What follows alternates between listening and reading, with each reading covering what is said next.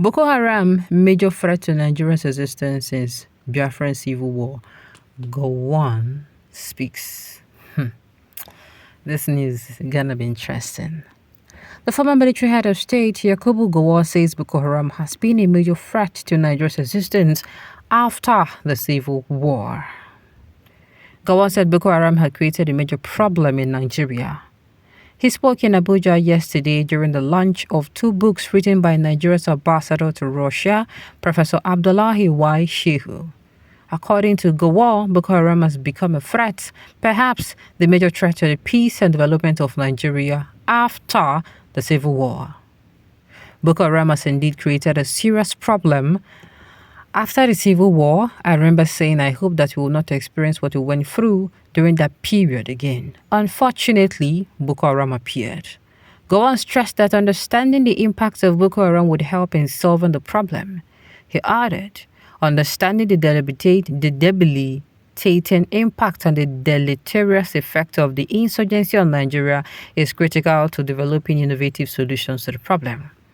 This also applies to the other security challenges that continue to undermine the stability and progress of Nigeria, including recent incidences of banditry, kidnapping, farmers and herders problem, and other violent conflict, as well as other forms of being experienced in Nigeria today.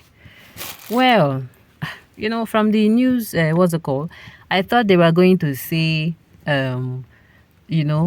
Boko Haram has been existing, just as long as Biafra. I'm like, yeah, this thing he said is good. So now he's not coming out to admit that the war no be better thing. War no be better thing.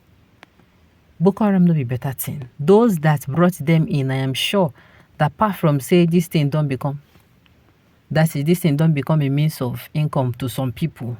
I'm sure some people will bring them in, then they bite their fingers because they brought it to disrupt one particular person. Now the Boko Haram, and they are not see with their face. Since Boko Haram is our problem now, what have you contributed to Nigeria to solve the problem?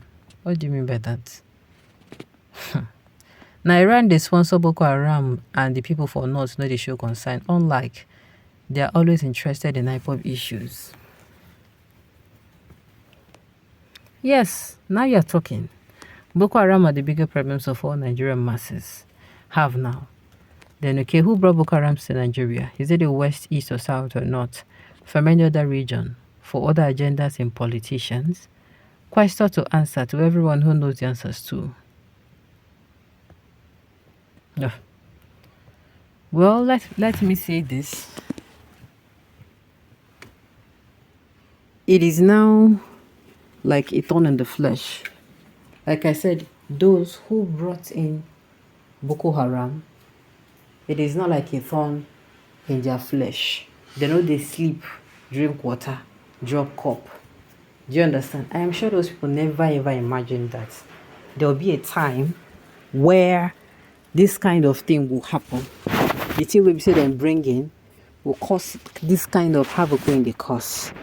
The people of the north, we say them born during Boko Haram season. As in, it has been in Nigeria, it's going to 2 decades too. It is going to 2 decades where this thing don't stay for Nigeria. So imagine say then give birth to person in this Boko Haram time. We say, if you drink coca. How those kind of children? Sincerely, there was a time I was always about children where they're born from. They don't know what the meaning of peace. You understand? Those ones serve go and no as I try to imagine what it would be like. No better say no. Like the Nigerian Army storms and Sambisa Forest continuously for 2 or 3 years, Boko Haram be a thing of a past. Please, federal government try this. My dear, it is not by storming the Sambisa Forest. It is first of all, it is not once or twice or so like that. You have heard some people coming out, especially those in government, say that they know the people who are financing Boko Haram. The first thing is expose these people first. Expose them that are the cause of the Boko Haram. Expose them. First of all. Secondly, after exposing them, come outside and do more. After exposing them, let there be a manhunt of each of them. When you bring them together, quiet man, no be doing say then will come outside and talk. So, I did this one. Then they do this one. No, quietly. when you catch these people, you work with them. You work with them in the sense of when you don't threaten them, you work with them and say, see, your ticket is now to work with us. Make we frequent this thing. You understand? You work with them. If you mean keeping them away from the families for months while this operation is going on, any one of them will not agree. You send them to Jamaica. The way that they use the people they bring in. I'm telling you. The thing is, like I've said, the government too is aware of this. They know how to stop it, but the thing is their will power enough to stop it? It is unfortunate that General Gowon is calling ethnic cleansing of the Benue Plateau people farmer-headed clashes. The implication is that Gowon is ready to sacrifice everybody, including his own people, to achieve the jihadist breaches. He no call am farmers-headed crisis. He no call am. I no see where he call am. Maybe he called it before, but now he's coming out to say the truth as it is. An average Hausa Fulani did not believe Boko Haram as a terrorist. He believed it's a Muslim project. They want to live with violence to propagate Islam and do away with unbeliever. Look at Jos, for example. They are still murdering Christians who they call unbeliever. I don't understand why person go believe in God. You believe God is almighty. You believe all God is supreme.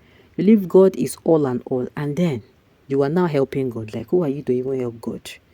If God not the person that will help your life, then who are you to come out now and now saying you want to help God by the people will be saying unbeliever?